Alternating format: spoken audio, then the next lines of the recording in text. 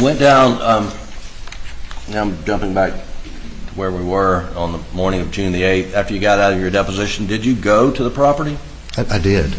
And you went down to the kennels? I did. I drove over there. Had the crime scene been released? It had been released, and because I asked Randy that morning, he said, yeah, they've released it when John was down there.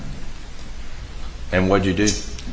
Well, I just wandered around. There was a sled agent there. I think at some point Duffy Stone and Sean, his deputy, Thornton, was there, and I think one of their investigators, they were over inside the hangar, and there was a sled agent. At least I'm presuming he was a sled agent, and I don't know who he was. It wasn't any of the ones that were working the case that I came to find out they were working the case later on that I can remember. And I looked around at different things. Did you look in the feed room? I did. What did you see in the feed room? Well, by that time I think Ronnie had either come up or was over there. Ronnie Crosby. Your law partner. And I think Lee Cope was there as well, but I'm not sure about that. I'm pretty sure. And I was looking in the feed room, and you could see, obviously there was still a pretty raw scene.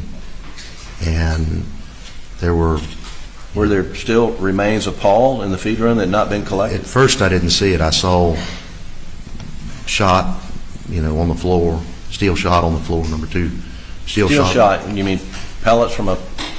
like bird shot, except it was number 2, steel. Okay, and you saw that in the feed room? It was all over everything. It was on the floor, it was on the shelves, it was various places. Okay. And then I got to looking around, and there was you could see where a piece of buckshot had gone through, and you could see where it had knocked out, or shot through twice where the window was, or is. 2 had gone through that.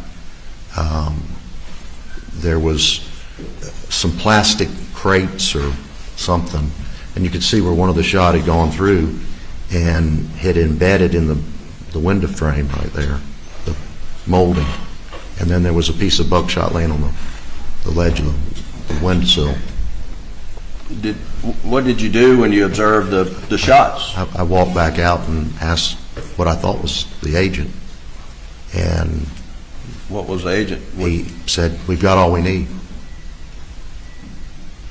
And so I walked back over there and looked around, and then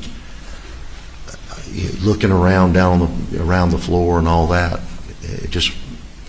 there was a piece of Paul's skull about the size of a baseball laying there. Did that upset you? It did, very much. I mean, it just really infuriated me. And I don't know who I was supposed to be mad at, but it just infuriated me that this young man had been murdered and there was still his remains there. And there was a large blood spot and tissue out right off of the apron of that area right outside the feed room that was there. And it's kind of like walking across a grave. It's one of those things you just don't do. Right.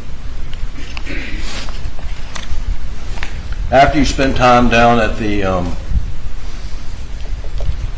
kennel area, what did you do next? I ended up going back to the house